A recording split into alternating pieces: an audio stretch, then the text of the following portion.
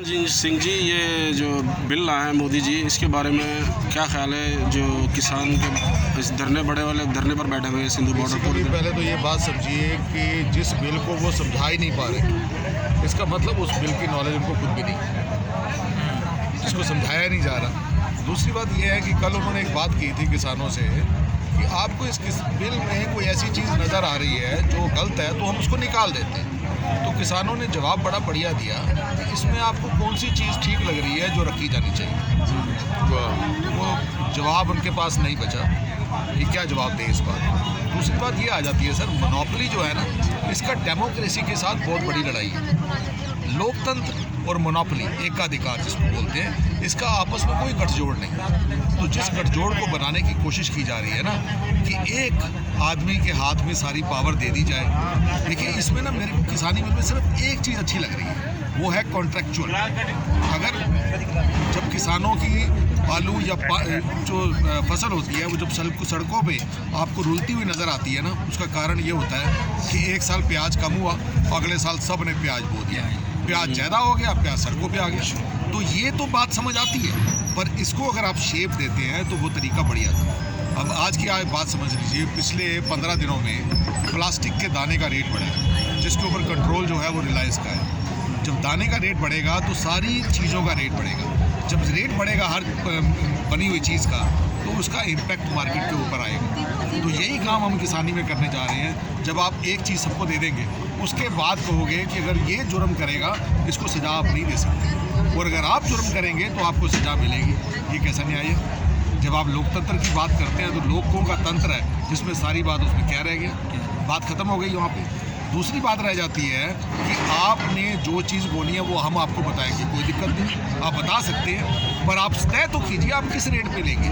उसको एमएसपी बोलते हैं। आज की डेट में भी एमएसपी जो है, अब बार बार ना एक मुद्दा बनाने की कोशिश की जा रही है कि सारों मुद्दों में से एक एमएसपी दे दो, बाकी सब चीज़ें चलने दो, तो किसान तो मर जाएगा उसको। तो ये सारी बातें जो हैं, आप इस बात को समझिए कि कानून सबके लिए बराबर होना चाहिए। ये नहीं है कि जो कॉन्ट्रैक्चुअल खेती करवा रहा है उसके लिए अलग होगा, दूसरे के लिए अलग होगा।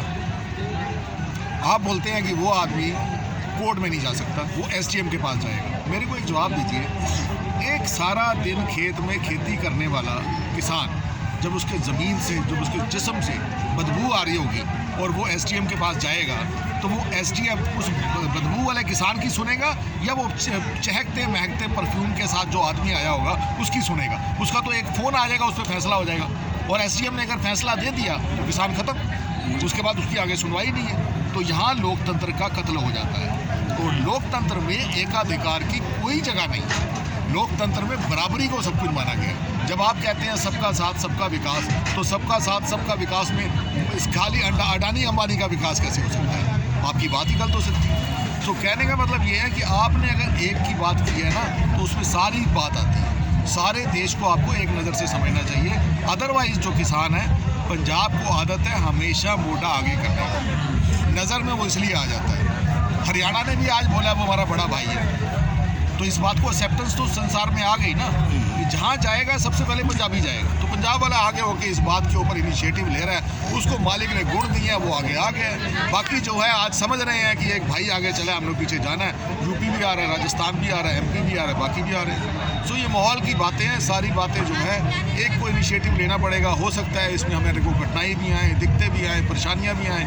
आप देख ही रहे हैं, पहले भी यही होता था कि लोग रात को भूखे सोते थे और रात को अरदास करते हुए माताएं कहती थी 4 पैर दिन सुख के बीते। इसका मतलब ये होता है कि सारा दिन तो कष्ट भोगते रहे, फिर अरदासें कर रही थी रात को। 4 पैर जो थे ना, दिन के 4 पहर होते हैं, वो बड़े सुख के व्यतीत हुए हैं। साथ में ये कहती थी 4 पैर रात के भी अच्छे व्यतीत करने। सो दुख में जो है ना, वो उस मालिक को, एहसास को याद रखना, ये पंजाबियों को आता है। और ये यहाँ पे आप प्रत्यक्ष देख सकते हैं। उसमें कहते हैं कैबे को शोभा नहीं, देखा ही परवान है। यहाँ जाइए और लोगों को देखिए कि 2 रोटियाँ जो हैं, हम तो सोच रहे थे हम इनकी सेवा करेंगे, ये तो हमें खिला रहे हैं। यहाँ के यहाँ पे कोई जलेबी बना के बैठा है, कोई हलवा बना के बैठा है, और जहाँ पे खड़ो लंगर छक के जाना। सो कहने का मतलब है सरकारों को समझना चाहिए कि जिस लोग जिस बहादुरी के लोग उनके पास उस देश में है ना, उनका सदुपयोग करो। उनको प्रॉपर तरीके से यूज़ करो ताकि देश उठे। किसी भी कम्युनिटी को उठाने की कोशिश मत करो, सबको उठाओगे तो देश उठेगा। फील करूँगा कि एक बाप जो होता है ना, उसके लिए सारे बच्चे एक जैसे होते हैं, और देश का जो प्राइम मिनिस्टर होता है ना, वो बाप होता है, उसके लिए 130 करोड़ उसके बच्चे हैं। तो ये बात समझने वाली है कि 130 करोड़ जो बच्चे हैं ना, उनको उसने बचाना कैसे। तो कई बारी गलतियां हो जाती हैं, अपनी ईगो में नहीं आना चाहिए। ईगो के अंदर भी एक वर्ड है गो। उस गो को आपको समझना है कि अगर कोई ईगो आई है ना, तो उसको धक्का मार के बाहर निकाल दो, तेरी यहाँ पे जगह नहीं है।